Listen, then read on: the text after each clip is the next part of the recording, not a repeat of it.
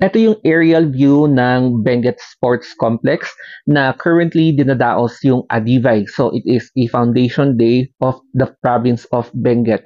Makikita nyo, ang daming tao kasi it's lunchtime and libre ang pagkain. It's what-what day. Kaya punta na kayo dito at makisalo-salo at makiwat-wat.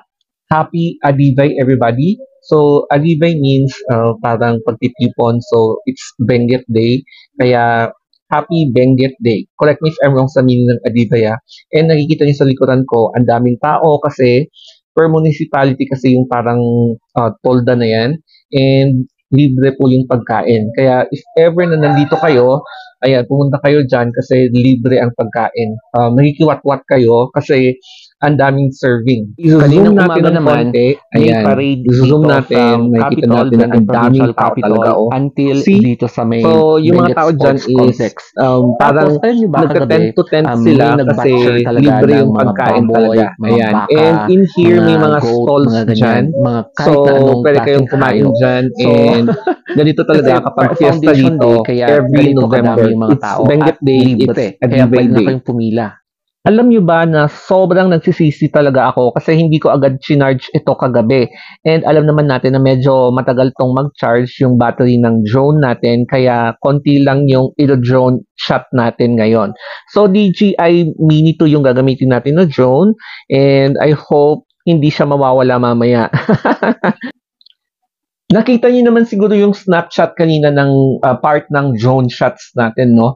And aakyat tayo sa taas ng bahay para tignan natin kung mas clear nga ba yung view kaysa sa veranda namin dito kasi ang dami ng building dito na cover na yung sports complex. Kaya tara na.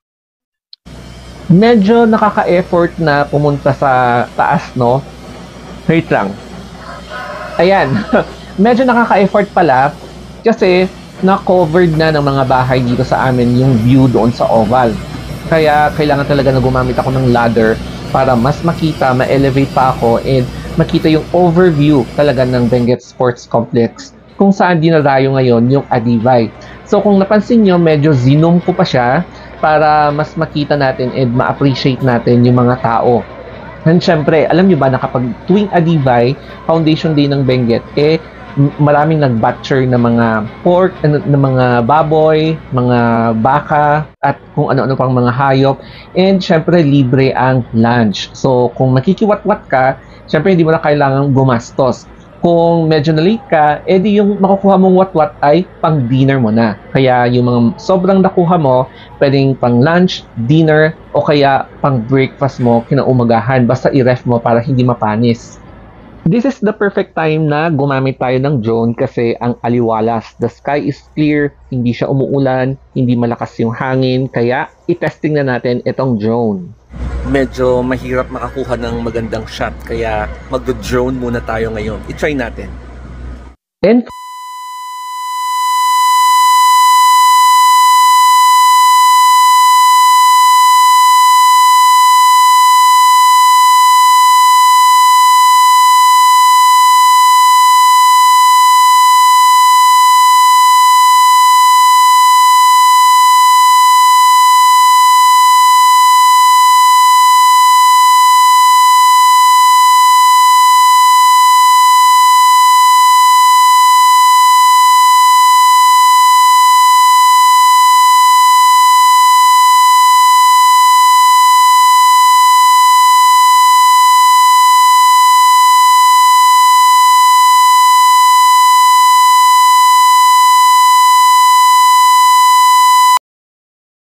Confused talaga ako dito sa part na to kasi hindi ko makita yung drone. Pero ang ganda ng kuha ng drone, no? Kitang-kita yung other side ng La Trinidad. So, nakikita nyo yung Strawberry Farm, yung Mount Colugong, yung Mount Kiangbu. Tapos, dito na ako kinabahan kasi, hala, baka hindi ko na makita yung drone ko. Baka goodbye drone na. Kasi, ang alam ko, baka nawala na yung drone ko. So, in-anticipate ko na talaga na nawala ang aking drone. So, parang feeling ko nasasayangan ako sa drone na yan, no? And wag nyo akong gayahin kasi masyado kong pinalayo yung drone na yan.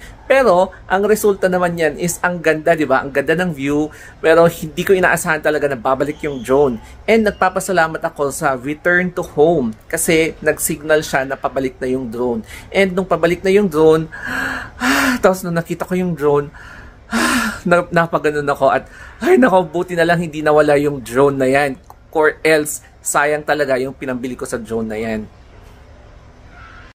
Ay, grabe, nagpapasalamat talaga ako dito at pumalik yung aking drone. So, kitang-kita nyo, bumalik sa harapan ko mismo in front of my face.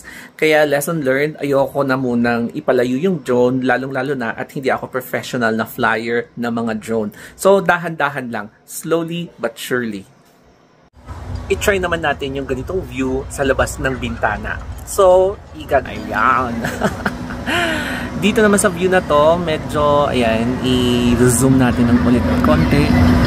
Ganyan karami. Hanggang ngayon, marami pa rin ang mga tao. Siyempre, libre ang pagkain mo. Alam nga naman na ayaw ka sa libreng pagkain.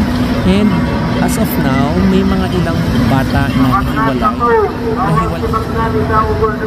Oh, ayan, bawal daw pumunta sa oven. Ang sinasabi ko kanina is may mga bata na nahiwalay, so parang lost and found na mga bata. Ayan, so kung makikita nyo dito, dito banda, may trade fair dyan. So may mga trade fair, may mga pagkain, may mga kung ano-ano mga binibenta. So I think I'm going to visit this area siguro kung hindi mamaya, baka bukas. May mga nagtatanong naman sa akin kung nagpapahiram ako ng drone. Ang sagot ko is no. I'd rather not lend my valuable items, lalo na kapag ginagamit ko ito sa vlogging, since ang vlogging ang isa sa mga main bread and butter ko. And mapa-friends man or mga kamag-anak na humihiram, talagang I'm so sorry, hindi ako nagpapahiram. It's because ako din yung may hirapan eh. Kapag may nasira, ako yung ma-hassle, may stress na maghahanap ng service center para ma-repair yung drone. And may mga times na baka scammer pa yung makokontak mong nagre-repair, di ba?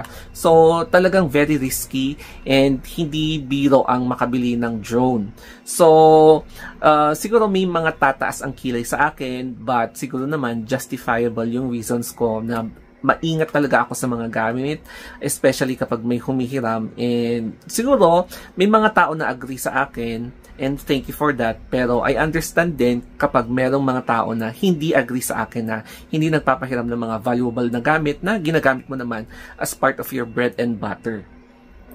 Anyway, happy Adivay, Benguet Province. And kung ikaw ay isang visitor dito sa Baguio and Benguet Province, try to visit Adivay. So, located yan sa Wangala, Trinidad, Benguet. Kapag magta-taxi kayo, sabihin nyo lang sa taxi driver na doon sa may Adivay. O kaya sa jeep, sabihin nyo lang sa driver doon kami sa may Adivayan para makita nyo kung paano dinadaos yung Adivay dito sa La Trinidad, Benguet Province. So, hope na mag-enjoy kayo and hope to see you again next year. So, that's it guys. Thank you and follow nyo na lang sa aking social media accounts kung gusto nyo lang, such as my Instagram, ayan, FB, tapos sa YT, ayan, TikTok. So, that's it guys. Ingat po and have a nice day.